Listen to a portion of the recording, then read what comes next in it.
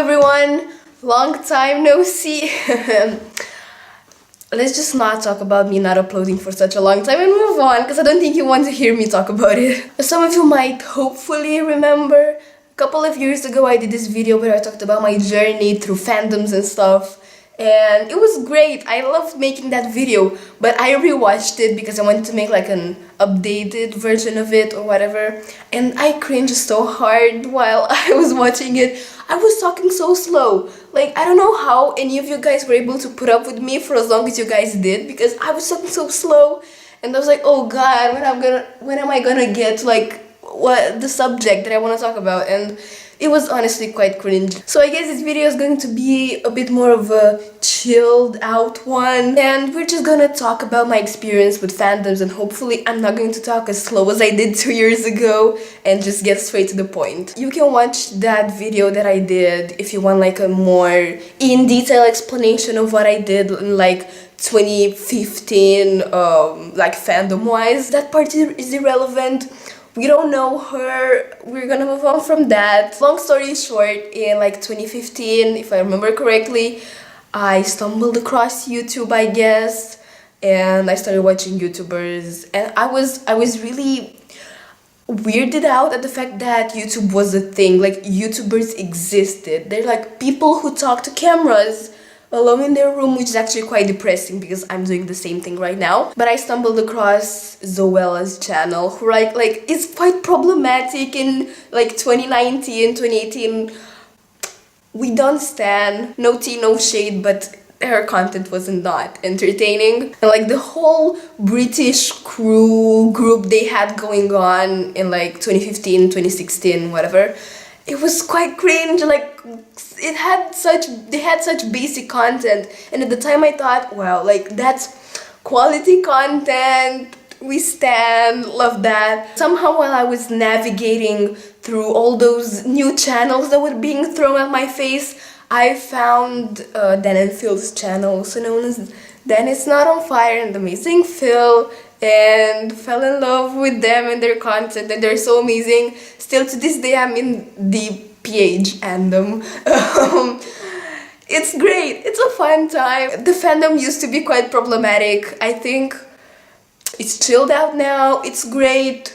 Love that for us. And through me navigating even more, I stumbled across this band of girls, 5 amazing girls that I thought were the literal goddesses of the earth, and I stan them immediately. Fifth Harmony, and I had like this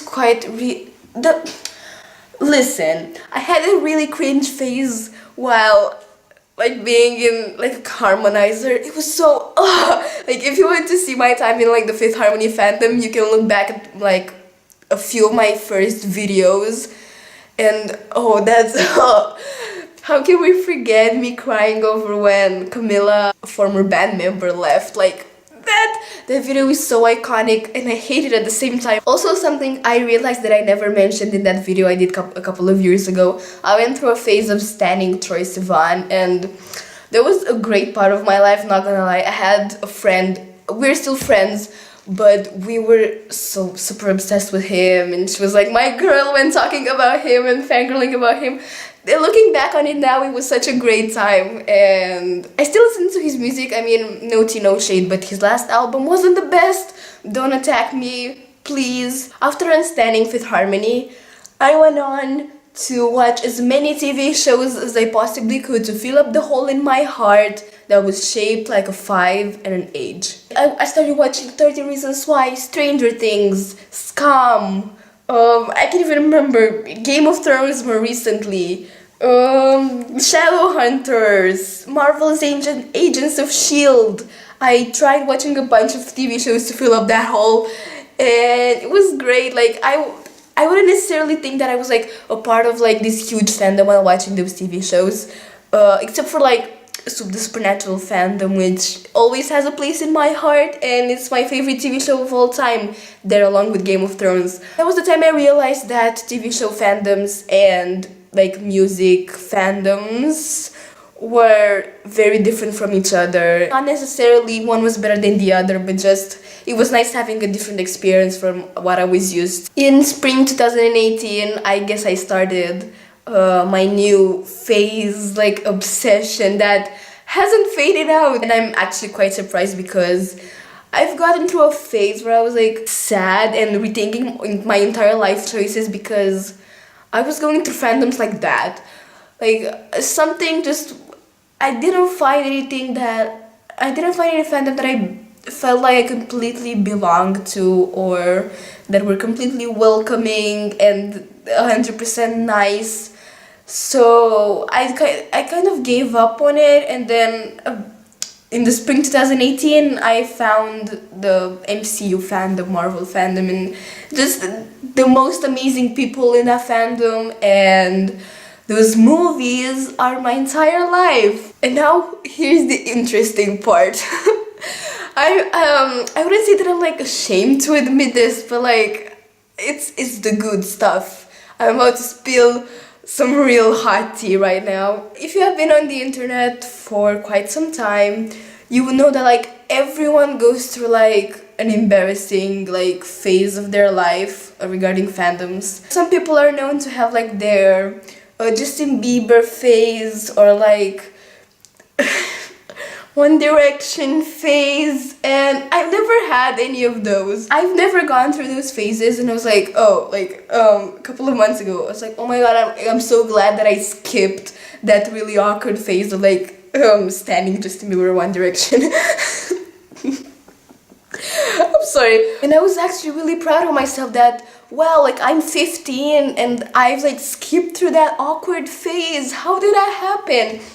It didn't happen, sis. Long story short, I used to watch channel when I was like really into the Dan and Phil fandom. So I found this channel like a year and a half ago, 2 years ago, I think like 2 years ago. Yeah, the channel is called Lazy Jamie, and it's this guy that reacts to a bunch of things, and I used to watch him react to Dan and Phil stuff, and he's really funny and stuff. So, and I just randomly one day I was like, oh, I wonder what he's doing. Like, is he still doing like Dan and Phil reactions? Has he moved on to something else? I just click on his channel and it's like a bunch of BTS reactions in K-pop, and I'm not really into that, but I don't judge anyone who is into that stuff. I think it's great. Then something clicked in my head. I was like, I remember when he used to do Dan and Phil reactions, and I used to see him doing like reactions to to like One Direction things. I'm gonna cry. And you don't even have to be into like fandoms and stuff to know that in One Direction there's this huge ship, Larry Stylinson, between Harry Styles and Louis Tomlinson, and everyone and their mothers was shipping them. And when I was standing Fifth Harmony, I was like, I really want to get it, like I want to get it, but I can't, and I wanted to be like in that fandom. When I saw those videos again, I was like, it's time. I finally think that I'm ready. I don't give a shit if this consumes my entire life. I want to get it. I want to be in that fucking fandom. Then I just kind of fell into a black hole. Like every time I describe this to like a friend or whatever, I say that I literally fell into a black hole of Larry videos, and I couldn't get out, and I'm still not out of that black hole. So I guess that's about it. I don't have anything else to say.